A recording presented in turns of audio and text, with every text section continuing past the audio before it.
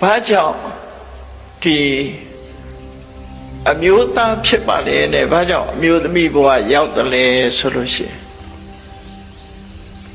အိမ်တော်ရေးဖောက်ပြန်တဲ့လူတွေဟာအမျိုးသမီးဘဝကိုရောက်သွားတတ်တယ်တို့ဆိုလို့တယ်နော်အဲ့လောက်ဆိုသဘောပေါက်ပြီအိမ်တော်ရေးဖောက်ပြန်တဲ့လူတွေဟာအမျိုးသမီးဖြစ်သွားနိုင်တယ်ရှင်အနန္ဒမထေရမြတ်ဟာရွှေပရိသတ်ဘဝမှာအိမ်တော်ရေးဖောက်ပြန်မှုတွေသူတော်ဘာရဲ့အိမ်တော်နေနဲ့လွန်ကျူးမှုတွေလုပ်သည့်အတွက်ကြောင့်ပရဒ္ဒါရကံလို့ခေါ်တယ်ပေါ့သူတော်ဘာသားမယားနဲ့ပြစ်မှားတဲ့ပုဂ္ဂိုလ်ဟာရှင်အနန္ဒကိုယ်တိုင်ကတန်တရားထဲမှာဒီပြစ်မှုကိုကျူးလွန်ခဲ့ဘူးတယ်ကျူးလွန်ခဲ့သည့်အတွက်ကြောင့်ငရဲကြတယ်ငရဲကြပြီးငရဲလွတ်လပ်တဲ့အခါမှာ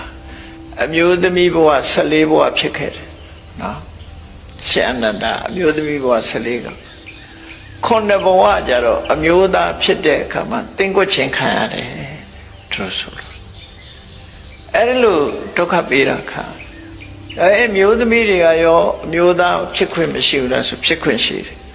အမျိုးသမီးတွေကအမျိုးသားဖြစ်ချင်တယ်ဆိုလို့ရှိရင်တဲ့အမျိုးသမီးဘဝ